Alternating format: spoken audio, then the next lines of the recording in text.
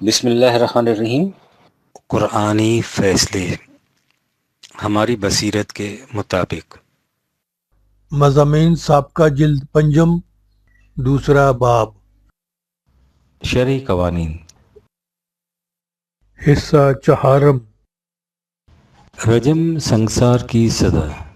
پاکستان میں حال ہی میں جو چند فقہی قوانین نافذ کیے گئے ہیں انہیں شرعی حدود کہہ کر پکارا جاتا ہے۔ ان کی روح سے جرم زنا کی سزا کے سلسلے میں کہا گیا ہے کہ اگر مجرم غیر شادی شدہ ہوں تو انہیں 100 کوڑے مارے جائیں، اور اگر وہ شادی شدہ ہوں تو انہیں سنگسار کیا جائے۔ اسے اصطلاح میں رجم کہا جاتا ہے، یعنی پتھر مار مار کر ہلاک کر دینا۔ ہم نے طلوع اسلام بابت 1979 مارچ میں ان قوانین کا تجزیہ کرتے ہوئے لکھا تھا کہ قرآن مجید میں جرم زنا کی سزا صرف کوڑے مقرر کی گئی ہے، بلا تخصیص اس امر کے مجرم شادی شدہ ہیں یا غیر شادی شدہ۔ اس میں رجم کی سزا کا کوئی ذکر نہیں، لہٰذا یہ سزا قرآن مجید کے خلاف ہے۔ ہم نے اس باب میں اس سے زیادہ کچھ کہنے کی ضرورت نہیں سمجھی تھی، اس لیے کہ جب یہ ثابت ہو جائے کہ فلاں بات قرآن مجید کی نص سے صریح کے خلاف ہے تو اس کے متعلق مزید کچھ کہنے کی ضرورت نہیں رہتی، لیکن اس کے باوجود ہمارے پاس استفسارات آ رہے ہیں جن میں کہا جاتا ہے کہ اس موضوع پر زیادہ تفصیل سے لکھنے کی ضرورت ہے، بالخصوص اس لیے کہ دعویٰ یہ کیا جاتا ہے کہ اس سزا کا ثبوت روایات سے ملتا ہے۔ ہم شروع سے کہتے چلے آ رہے ہیں کہ ہمارے نزدیک جو روایات قرآن مجید کے خلاف ہوں اس کی نسبت رسول اللہ کی طرف کی نہیں جا سکتی۔ اس کے متعلق بلا تعامل کہہ دینا چاہیے کہ وہ وضعی ہے۔ رسول اللہ نے ایسا ہرگز نہیں فرمایا ہوگا، کیونکہ حضور کا کوئی قول یا فعل قرآن کے خلاف نہیں ہو سکتا۔ کوئی 2 سال ادھر کی بات ہے، جرم زنا کی سزا کے عنوان سے محترم پروفیسر رفیع اللہ شہاب کا ایک مقالہ طلوع اسلام بابت جون 1977 میں شائع ہوا تھا۔ وہ قدر مفصل تھا۔ ہم نے مناسب سمجھا ہے کہ مستفسرین کے تقاضوں کے پیش نظر اسے دوبارہ شائع کر دیا جائے۔ یہ اس زمانے کی بات ہے جب پاکستان میں اس قانون کے نفاذ کا سوال بھی سامنے نہیں آیا تھا، لہٰذا اس وقت اس مقالے کی حیثیت نظری اور تحقیقاتی تھی، لیکن اب اس کی افادیت کم ہونے کی بجائے اور بڑھ گئی ہے۔ ملاحظہ فرمائیے۔ قرآن حکیم کا یہ انداز ہے کہ اس نے چند احکام تو متعین طور پر دیے ہیں اور زندگی کے دیگر معاملات کے متعلق اصول اور اقدار عطا کیے ہیں۔ جس کتاب عظیم کو تمام اقوام عالم اور تمام زمانوں کے لیے ضابطہ رہنمائی بننا تھا، اس کا یہی اسلوب ہونا چاہیے تھا، لیکن احکام ہوں یا اصول، اس نے تکمیل دین کے اعلان کے ساتھ واضح الفاظ میں کہہ دیا کہ وہ تمت کلمات ربک صدقا وعدلا لا مبدل لکلماتہ 6/116۔ تیرے رب کی تمام باتیں صدق اور عدل کے ساتھ مکمل ہو گئیں، اب ان میں کوئی تبدیلی نہیں کر سکتا۔ اس کے ساتھ اس کی بھی وضاحت کر دی کہ یہ کتاب انسانی رہنمائی کے لیے کافی ہے، اس لیے اس میں کسی اضافے کی بھی ضرورت نہیں پڑے گی۔ سورہ عنکبوت میں ہے 29/51۔ اولم یکفیہم انا انزلنا علیک الکتاب یتلی علیہم۔ کیا یہ ان کے لیے کافی نہیں کہ خدا نے تیری طرف یہ کتاب نازل کر دی جو ان کے سامنے پیش کی جاتی ہے؟ قرآن مجید میں جو احکام متعین طور پر دیے گئے ہیں ان میں 4 جرائم کی سزائیں بھی شامل ہیں۔ فقہ کی اصطلاح میں ان سزاؤں کو حدود کہا جاتا ہے۔ وہ جرائم ہیں زنا، جس میں ناحق تہمت تراشی بھی شامل ہے، سرقہ، قتل اور بغاوت۔ اس وقت ہمارے پیش نظر ان میں سے زنا کی سزا ہے۔ اس کے متعلق قرآن مجید میں واضح طور پر کہہ دیا گیا ہے کہ الزانية والزاني فاجلدوا كل واحد منهما 100 جلدة ولا تأخذكم بهما رأفة في دين الله إن كنتم تؤمنون بالله واليوم الآخر وَلْيَشْهَدْ عَذَابَهُمَا طَائِفَةٌ مِّنَ الْمُؤْمِنِينَ۔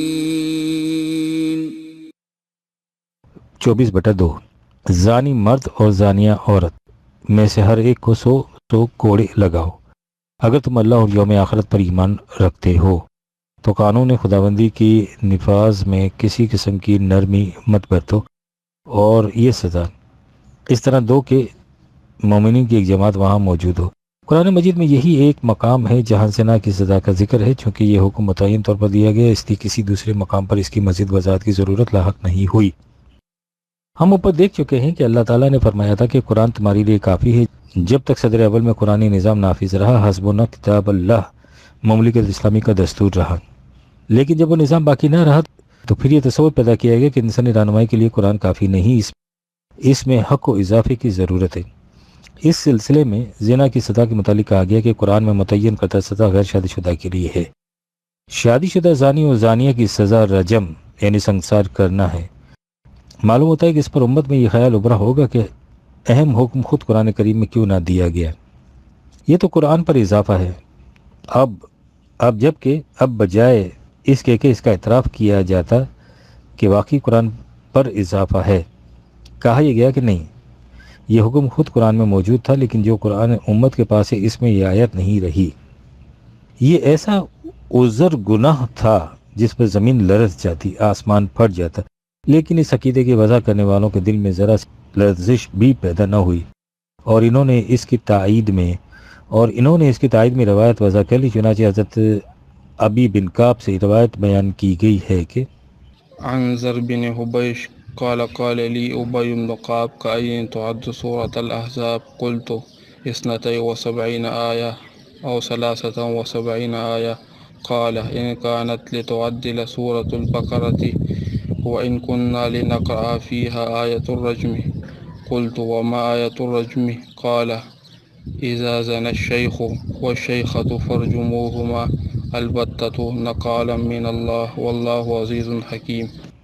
الاتقان فی علوم جلدوم صفحہ 25۔ حضرت زر بن جیش سے روایت ہے کہ مجھ سے حضرت ابی بن کعب نے پوچھا کہ تم جانتے ہو کہ سورہ احزاب میں کتنی آیات ہیں؟ میں نے کہا یہی 72-73 جو سورہ احزاب میں موجود ہیں۔ انہوں نے کہا کہ نہیں، سورہ احزاب میں سورہ بقرہ جتنی آیات تھیں، یعنی 286 ناخل، ان میں سے ایک آیہ رجم بھی تھی جس کی ہم تلاوت کیا کرتے تھے۔ میں نے پوچھا کہ آیہ رجم کیا تھی؟ فرمایا کہ جب بوڑھا مرد اور بوڑھی عورت زنا کے مرتکب ہوں تو انہیں سنگسار کر کے ختم کر دیا جائے۔ یہ اس اللہ کی طرف سے سزا مقرر ہے جو غلبہ اور حکمت والا ہے۔ آگے بڑھنے سے پہلے یہ دیکھیے کہ اس روایت میں الفاظ الشیخ و شیخات آئے ہیں۔ عربی زبان کا مبتدی بھی جانتا ہے کہ ان کے معنی ہیں بوڑھا مرد اور بوڑھی عورت، لیکن ہمارے ہاں یہ کہا جاتا ہے کہ ان سے مراد ہے شادی شدہ مرد اور شادی شدہ عورتیں۔ عربی زبان میں یہ لفظ ان معنی میں کہیں نہیں آئے، لیکن ان واضحین روایت نے تو زانیوں کو 2 قسموں میں منقسم کرنا تھا، اس لیے سورہ نور کی آیت میں جو الفاظ الزانیہ والزانی آئے ہیں ان کے معنی کیے گئے غیر شادی شدہ عورت اور غیر شادی شدہ مرد، اور اس کے مقابل الشیخ و شیخہ کے معنی کیے گئے شادی شدہ مرد اور شادی شدہ عورت۔ اس روایت میں ایک اور بات بھی قابل غور ہے، کہا گیا ہے کہ سورہ احزاب میں سورہ بقرہ جتنی آیات تھیں، یعنی 286 آیات۔ قرآن مجید میں سورہ احزاب کی کل آیات 73 ہیں۔ سوال یہ ہے کہ بقایا 213 آیات کا کیا ہوا؟ وہ کہاں چلی گئیں؟ ان میں سے ایک آیت کے متعلق جو رجم سے متعلق تھی، انہوں نے تحقیق کر لی، غور سے سنی کہ وہ تحقیق کیا تھی۔ سنن ابن ماجہ میں جو سیاستہ کی ایک مستند کتاب ہے، کہا گیا ہے کہ جب قرآن کریم مرتب کیا جانے لگا تو صحابہ کرام کی 2 آیتیں کہیں نہ مل سکیں۔ ایک آیت رجم سے متعلق تھی اور دوسری رضاعت سے متعلق، چنانچہ وہ ان آیات کو ڈھونڈتے ڈھونڈتے حضرت عائشہ کی خدمت میں حاضر ہوئے تو انہوں نے فرمایا کہ آیہ رجم اور آیہ رضاعت کبیر ایک صحیفے میں تھیں جو میرے تخت کے نیچے تھا۔ جب رسول اللہ صلی اللہ علیہ وسلم کی وفات ہوئی تو ہم لوگ اس حادثے میں مشغول ہو گئے، اتنے میں گھر کی پالتو بکری اندر گھس گئی اور اس صحیفے کو کھا گئی۔ لہٰذا ان دونوں آیات کا دنیا میں وجود ہی باقی نہ رہا، لیکن روایات کی روح سے اس کے باوجود صحابہ کو اس پر اصرار تھا کہ رسول اللہ کے زمانے میں ہم آیہ رجم کی تلاوت کیا کرتے تھے، اور ایسا کہنے والوں میں حضرت عمر بھی موجود تھے۔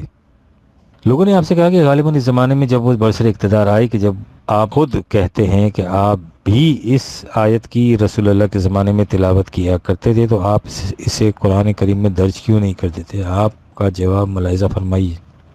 وقال عمر لولا أن يقول الناس زاد عمر في كتاب الله لأسقطه في المصحف۔ تفسیر کبیر امام رازی نیا ایڈیشن جلد 32 صفحہ 134۔ حضرت عمر نے فرمایا کہ میں اس آیت کو قرآن میں ضرور درج کر دیتا لیکن ڈرتا ہوں کہ لوگ کیا کہیں گے کہ عمر نے خام خواہ قرآن مجید میں اضافہ کر دیا۔ اس پر سوال پیدا ہوا کہ پھر خدا کے اس حکم کی تعمیل کیسے ہو؟ آپ نے فرمایا کہ ہم اس آیت کو قرآن میں تو درج نہیں کریں گے لیکن تعمیل اس کی کرتے رہیں گے، چنانچہ ہمارے یہاں یہ عقیدہ موجود ہے کہ ایسی آیات بھی ہیں جو قرآن حکیم میں موجود تو ہیں لیکن ان کا حکم منسوخ ہو چکا ہے، وہ صرف تلاوت کے لیے رہ گئی ہیں، اور ایسی آیات بھی ہیں جو قرآن حکیم میں تو موجود نہیں ہیں لیکن ان کا حکم باقی ہے، جیسے آیا رجم۔ آپ نے غور فرمایا کہ رجم سنگساری کا حکم طرح قرآن مجید سے ثابت کیا گیا ہے۔ اس پر تو آپ غور کریں یا نہ کریں لیکن اس پر ضرور غور کیجیے گا کہ اس کے بعد خود خدا کی کتاب کی کیا حیثیت باقی رہ جاتی ہے، اور آپ یہ سن کر حیران ہوں گے کہ اہل حدیث ہوں یا اہل فقہ قرآن حکیم کی اس حیثیت پر سب متفق ہیں۔ کہ دو ایک روایت ملاحظہ فرمائیے۔ عن عمرو بن ميمون قال رأيت في الجاهلية كردة اجتمع عليها كردة قد زنت فرجموها فرجمتها معهم۔ حضرت عمرو بن میمون سے روایت ہے جو ایک صحابی ہیں کہ زمانہ جاہلیت میں نے ایک بندریا کو دیکھا جس نے زنا کا ارتکاب کیا، سب بندر اس کے گرد جمع ہو گئے اور اسے سنگسار کیا اور میں نے بھی اس کے صائم کے ساتھ پتھر مارے۔ اس روایت میں تو اس واقعے کو اجمالاً بیان کیا گیا ہے، اس کی تفصیل صحیح بخاری کے شارح امام ابن حجر اسقلانی نے اس طرح بیان فرمائی۔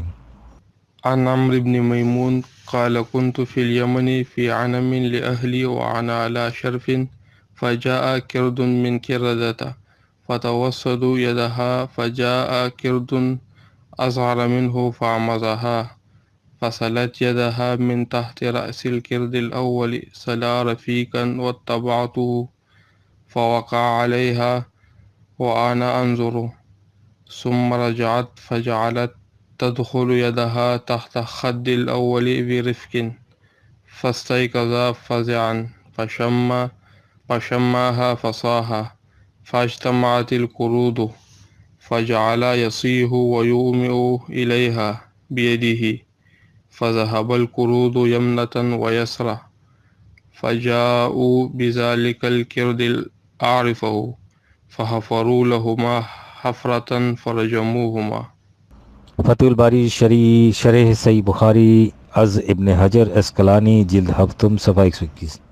حضرت عمر بن مامون فرماتے ہیں کہ میں ایک دفعہ یمن میں اپنے ہاں کی بکریاں چرا رہا تھا اور میں ایک اونچی جگہ پر کھڑا تھا، کیا دیکھتا ہوں کہ ایک بندریا کو ساتھ لیے ہوئے آیا اور اس کے ہاتھ کو اپنے سر کے نیچے رکھ کر سو گیا۔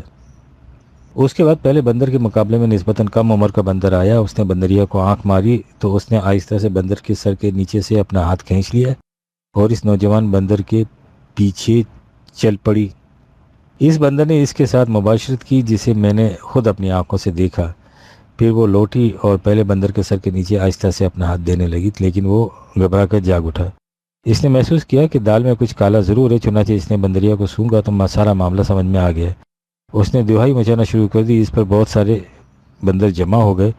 وہ بندریا کی طرف ہاتھ بڑھا کر چیختا رہا، چنانچہ وہ بندر ادھر ادھر دوڑے اور اس مجرم بندر کو پکڑ لائے جسے میں پہچانتا تھا۔ انہوں نے ان دونوں کے لیے گڑھا کھودا اور پھر انہیں سنگسار کر دیا، جیسا کہ اصل روایت میں کہا گیا ہے۔ خود حضرت عمرو بن میمون نے بھی انہیں کچھ پتھر مارے تھے۔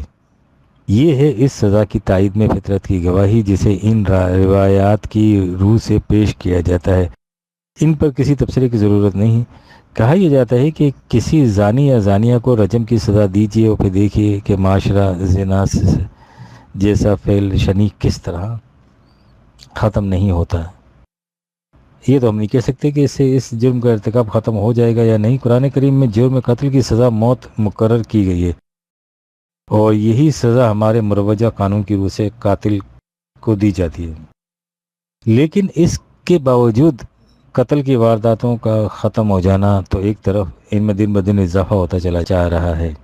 اس سے ظاہر ہے کہ محض سزا دینے سے جرم رک نہیں جاتا۔ جرائم کے سدباب کے لیے ایک افراد کے قلب و نگاہ کی تطہیر اور معاشرے کے اجتماعی نظام کی اصلاح ضروری ہوتی ہے۔ بہرحال یہ ایک الگ موضوع ہے جس کی تفصیل میں جاننے کا موقع نہیں۔ ہم کہہ رہے تھے کہ کہا یہ جاتا ہے کہ زنا کی یہ سزا دی جائے تو اس جرم کا سدباب ہو جائے گا، لیکن جرم کی سزا تو اس صورت میں مل سکے گی جب جرم ثابت ہو جائے۔ ہماری فقہ نے اس جرم کے اسبات کے لیے ایسی شرائط عائد کی ہیں جن کی روح سے اس جرم کا ثابت ہونا ناممکنات میں سے ہے۔ مثلا فقہ حنفی کی معتبر ترین کتاب ہدایہ شریف میں ہے، من زنا فی دار الحرب او فی دار البغی ثم خرج الینا لا یقام علیہ الحد۔ ہدایہ مجیدی اولین صفحہ 493۔ جس نے دار الحرب یا باغیوں کے علاقے میں جرم زنا کا ارتکاب کیا اور پھر دار السلام میں آ گیا تو اس پر کوئی حد۔ وضاحت کے لیے بطور مثال یوں سمجھیے کہ اگر کوئی شخص واہگہ پار کے کھیت میں زناکاری کے بعد پھر پاکستان کی طرف آ جائے تو اسے اس جرم کی کوئی سزا نہیں دی جائے گی۔ اب آگے چلیے۔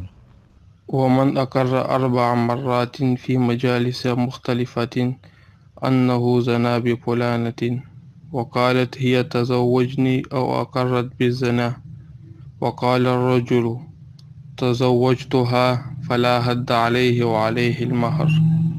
اگر کوئی شخص کسی ایک جگہ نہیں بلکہ 4 مختلف مجالس میں اور ایک ہی بار نہیں 4 دفعہ اقرار کرے کہ اس نے فلاں عورت سے زنا کیا ہے، لیکن عورت کہے کہ نہیں اس نے مجھ سے پہلے نکاح کر لیا تھا، یا اسی طرح کوئی عورت ارتکاب زنا کا اقرار کرے لیکن مرد کہے کہ نہیں میں نے اسے نکاح کر لیا تھا، تو نہ اس مرد کو سزا دی جائے گی اور نہ اس عورت کو۔ البتہ اس مرد کے لیے ضروری ہوگا کہ اس عورت کو مہر کے پیسے ادا کرتے۔ آپ دیکھ رہے ہیں کہ ایک بات کہاں تک پہنچ رہی ہے۔ ان قوانین کی روح سے نہ صرف یہ کہ زنا جیسے جرم کے ارتکاب کا نہ کوئی سدباب سوچا گیا ہے بلکہ اس کے لیے پھاٹک کھول دی گئی۔ اور اب ایک اور قدم آگے بڑھی ہے۔ اگر یہ زنا کار خود اس جرم کے ارتکاب کا اعتراف نہ کریں تو پھر عدالت کے لیے ضروری ہوگا کہ یہ تحقیق کرے کہ اس جرم کا ارتکاب ہوا تھا یا نہیں ہوا تھا۔ ظاہر ہے کہ یہ بات شہادات گواہیوں کی روح سے ہی طے ہو سکے گی۔ اب یہ دیکھیے کہ اس شہادت کے لیے کیا کیا شرائط عائد کی گئی ہیں۔ امام ابن رشد فرماتے ہیں وَأَنَّ مِن صِفَتِهِمْ أَن يَكُونُوا عَدُولًا وَأَنَّ مِن شَرْطٍ هَذِهِ الشَّهَادَةِ أَن تَكُونَ بِمُعَايَنَةِ فَرْجِهِ فِي فَرْجِهَا وَأَنَّهَا تَكُونُ بِالتَّصْرِيحِ لَا بِالْكِنَايَةِ۔ ہدایہ المجتہد جلدوم مطبوعہ مصر صفحہ 430۔ پہلی شرط یہ کہ وہ گواہ عدل کی صفت سے متصف ہوں۔ دوسری شرط یہ کہ وہ اس واقعے کے عینی شاہد ہوں، یعنی انہوں نے بچشم خود اس فعل کو صادر ہوتے دیکھا ہو، اور اس کے بعد اسے اشاروں کنایوں سے بیان نہ کریں بلکہ پوری صراحت سے بیان کریں۔ آپ سوچیں کہ کیا کوئی مرد اور عورت اس فعل کے مرتکب ایسی صورت میں ہو سکتے ہیں کہ ایک نہیں 4 شخص اس کی ساری جزیات تک کو اپنی آنکھوں سے دیکھیں۔ حیوانات کے جنسی اختلاط میں تو یہ چیز ممکن ہے، لیکن ہم سمجھتے ہیں کہ انسانوں کی بے حیا سے بے حیا تک کوئی قوم یا گروہ ایسا نہیں ملے گا جو ناجائز تو ایک طرف اس جائز عمل کا ارتکاب بھی اس بے حیائی کے ساتھ کرے۔ فرمائیے کیا اس جرم کے اسبات کے لیے اس قسم کے 4 گواہ مل سکیں گے؟ اور اگر بفرض محال ایسے 4 گواہ مل بھی جائیں لیکن ان کی گواہی کی جزیات میں کسی قسم کا اختلاف پایا جائے، حتیٰ کہ اگر 2 گواہ زنا بالجبر کی شہادت دیں اور 2 گواہ یہ کہہ دیں کہ نہیں اس عورت نے اس مرد کو اپنی طرف مائل کیا تھا، تو اس صورت میں بھی یہ جرم ثابت نہیں ہو سکے گا۔ ہدایہ میں یہ تمام تفاصیل موجود ہیں۔ ہماری فقہ کی کتابوں میں جنسیت کے متعلق اس کثرت و تفصیل کے ساتھ مسائل درج ہوتے ہیں کہ کوئی سلیم الطبع انسان انہیں پڑھ بھی نہیں سکتا، اور یہ کتابیں پڑھائی جاتی ہیں۔ ان طالب علموں کو جو نوجوان بھی ہوتے ہیں اور بالعموم غیر شادی شدہ بھی، جن مقامات میں لونڈیوں کا ذکر آتا ہے وہاں یہ تفصیل فحاشی کی ہر حد کو پھاند جاتی ہے۔ ہم اپنے دل پر جبر کر کے یہاں دو ایک مثالیں پیش کریں گے۔ ہدایہ مجیدی اولین صفحہ نمبر 489 پہ لکھا ہے کہ اگر کوئی من چلا اپنے بیٹے یا پوتے کی لونڈی سے زنا کا ارتکاب کر لے اور یہ بھی کہے کہ اسے اس کا علم تھا کہ ایسا کرنا شرعاً حرام ہے، اس کے باوجود اسے کوئی سزا نہیں دی جائے گی۔ دوسری مثال خود ہدایہ ہی کے الفاظ میں ملاحظہ فرمائیے۔ ومن وطأ أجنبية فيما دون الفرج ويعصو، اگر کوئی شخص کسی اجنبی عورت کے ساتھ شرم گاہ کے علاوہ کہیں اور اختلاط کر لے تو اسے جرم زنا کی سزا تو نہیں دی جائے گی، البتہ کوئی اور چھوٹی موٹی سزا دی جا سکتی ہے۔ پھر حیا مانے ہے، ورنہ ہم بتاتے کہ کسی دوسری جگہ اختلاط کی تفاصیل میں ہماری کتب فقہ میں کیا کیا کہا گیا ہے، اور ہمارے بڑے بڑے ائمہ نے ناواقف عورت تو ایک طرف خود اپنی بیوی کے سلسلے میں کیا کیا گول کھلائے ہیں۔ تفصیل کے لیے حافظ ابن حجر عسقلانی کی شرح بخاری فتح الباری کے علاوہ علامہ عینی کی شرح عمدۃ القاری میں دیکھیے کہ اس باب میں اور تو اور امام مالک تک کا کیا مسلک بیان کیا گیا ہے۔ یہ بحث ادارۃ الاسلام کی طرف سے شائع کردہ کتاب مقام حدیث میں دی گئی ہے۔ یہ ہے رجم کی سزا کے متعلق اس حکم کا اجمالی سا تعارف، جسے نافذ کرنے سے کہا جاتا ہے کہ مملکت اسلامی بن جائے گی۔ آپ نے دیکھا ہوگا کہ میں نے اس باب میں اپنی طرف سے ایک لفظ تک نہیں لکھا، ہر بات مستند کتب الحدیث اور کتب فقہ کے حوالے سے لکھی گئی ہے۔ یہ ہیں چند ایک مثالیں ان احکام کی جنہیں احکام شریعت کہہ کر پکارا جاتا ہے۔ 1979 عیسوی اسلامی قوانین کی تفاصیل میں اختلاف، فرقہ اہل حدیث کے مطالبات۔ فرقہ اہل حدیث کے ترجمان الاسلام لاہور نے اپنی اشاعت بابت 14 اپریل 1978 میں حکومت سے کچھ مطالبات پیش کیے تھے۔ رضائے مصطفیٰ گجرانوالا نے اپنی اشاعت بابت مئی 1978 میں دوہرا کر ان کی سخت مخالفت کی ہے۔ رضائے مصطفیٰ کے نام سے یہ مترشح ہوتا ہے کہ جریدہ بریلوی فرقے کا ترجمان ہے، جس کے مشہور نمائندہ مولانا نورانی ہیں۔ یہ وہ حضرات ہیں، یعنی فرقہ اہل حدیث و بریلوی فرقے کے نمائندگان، جو من جملہ دیگر علماء مملکت پاکستان کے لیے ایک متفق علیہ اسلامی قوانین کا ضابطہ مرتب کرنے کے ذمہ دار تصور کیے جاتے ہیں۔ آپ ان مطالبات اور ان کی مخالفت پر ایک نگاہ ڈالیے اور پھر سوچیے کہ نظرات سے اسلامی قوانین مرتب کرنے کی توقعات وابستہ کرنے سے قوم اپنے آپ کو کتنے بڑے فریب میں مبتلا رکھ رہی ہے۔ مطالبات حسب سیل ہیں۔ بے نماز کافر ہیں، انہیں کوڑوں اور جرمانوں کی سزا دی جاوے۔ قبر پرستی بت پرستی سے بڑا شرک ہے، ایسے لوگوں کو سزا ملنی چاہیے۔ قبروں پر نظر نیاز چڑھاوے حرام ہیں، انہیں قانوناً بند کر دیا جائے۔ عرسوں کو سنگین جرم قرار دیا جائے، عرس قتل اور زنا سے سخت تر گناہ ہے۔ پختہ قبریں گرا دی جائیں اور ایسے لوگوں کو قید کی سزا دی جائے۔ میلاد 11ویں شریف اور صلاۃ قبل اذان کو خلاف قانون قرار دے کر کوڑوں کی سزا دی جائے۔ تقلید پر عمل پیرا مقلدین ائمہ کو سزائے موت دی جائے۔ اگست 1978 عیسوی۔ ان قوانین کی سند کیا ہے؟ ہم سے اکثر پوچھا جاتا ہے کہ ملک میں اسلام کے نام سے جو کچھ کہا اور کیا جاتا ہے، اس سے قوم میں وحدت فکر و عمل پیدا ہونے کی بجائے تشتت و انتشار کیوں بڑھتا جاتا ہے؟ یہ سوال بڑا اہم ہے اور گہرے غور و فکر کا متقاضی ہے۔ اسے دو ایک مثالوں سے سمجھیے۔ آپ 10,000 کے مجمع میں بھی جب پانی کا لفظ بولتے ہیں تو ان میں ایک شخص بھی ایسا نہیں ہوتا جو نہ سمجھے کہ آپ نے کیا کہا ہے، یا باقی لوگوں سے کچھ مختلف سمجھے۔ یا مثلاً جب آپ مثلث کہتے ہیں تو ریاضی کا ہر طالب علم سمجھ جاتا ہے کہ آپ کا مطلب کیا ہے، اور کوئی 2 طالب علم بھی ایسے نہیں ہوتے جنہیں اس کے مفہوم میں اختلاف ہو۔ یہ اس لیے کہ ان الفاظ کے معنی متعین ہیں۔ سوال یہ ہے کہ جب آپ اسلامی نظام یا شریعت کے لفظ الفاظ بولتے ہیں تو کیا ان کا بھی کوئی متعین مفہوم آپ کے ذہن میں آتا ہے؟ اور اگر آتا ہے تو کیا تمام افراد امت کے ذہن میں ان کا وہی مفہوم ہوتا ہے؟ ایسا قطعاً نہیں ہوتا۔ ان الفاظ کا یا تو کوئی متعین مفہوم ذہن میں نہیں آتا، اور اگر آتا ہے تو ہر شخص کا مفہوم الگ الگ ہوتا ہے۔ زیادہ سے زیادہ آپ یہ کہہ سکتے ہیں کہ ایک فرقے سے منسلک افراد کے ذہن میں ان کا کم و بیش ایک ہی مفہوم ہوتا ہے، بالفاظ دیگر یہ اسلام، اسلامی نظام یا شریعت کا فرقے وارانہ مفہوم ہوتا ہے، ان کا حقیقی مفہوم نہیں ہوتا۔ یہ وجہ ہے کہ جو ان الفاظ سے وحدت فکر و عمل پیدا ہونے کی بجائے تشتت اور انتشار میں مزید اضافہ ہو جاتا ہے۔ مثال کے طور پر حالیہ قوانین حدود کو لے لیجئے، انہیں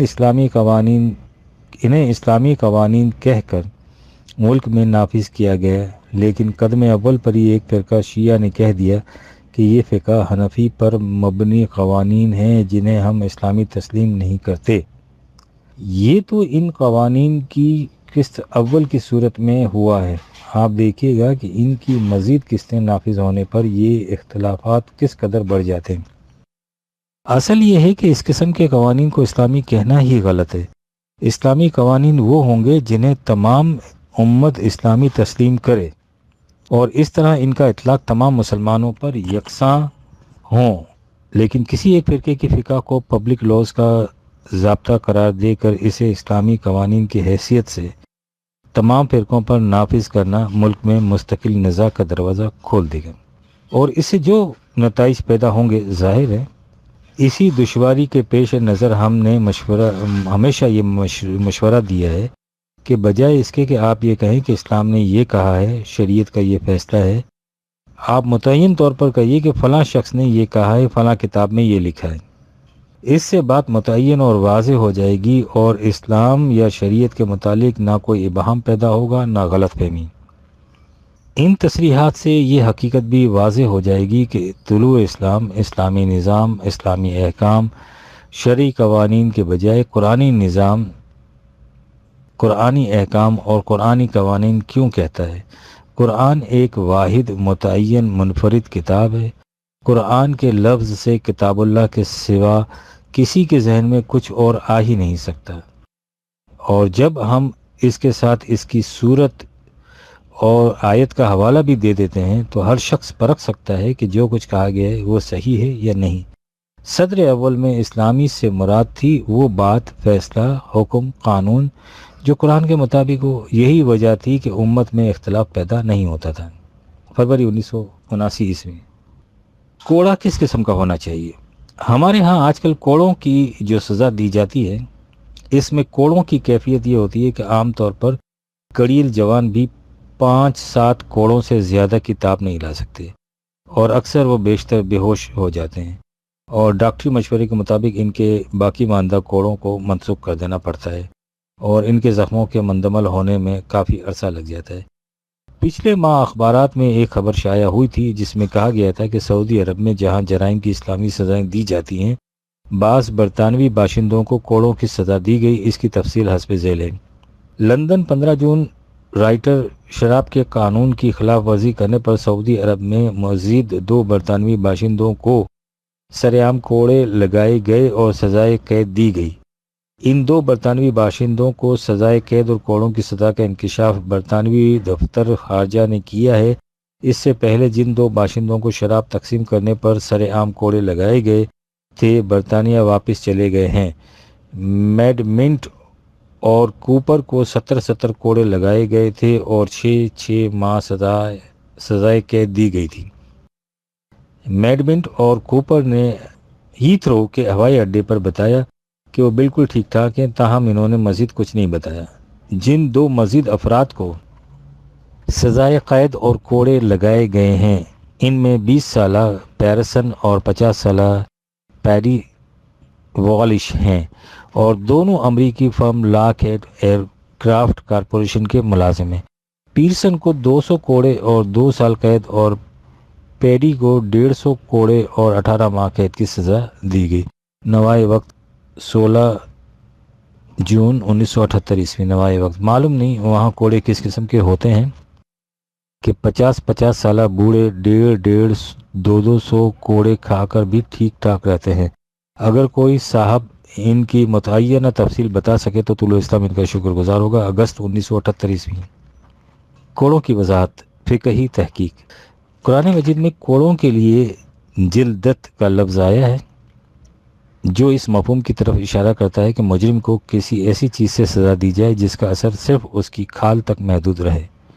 اسلامی فقہ کی تفصیل کے مطابق اگر کوڑے لگانے سے مجرم کے کسی حصے کا گوشت اڑ گیا یا کھال پھٹ گئی، کھال کے اندر تک پہنچ گیا، تو ایسی سزا جائز نہیں ہوگی۔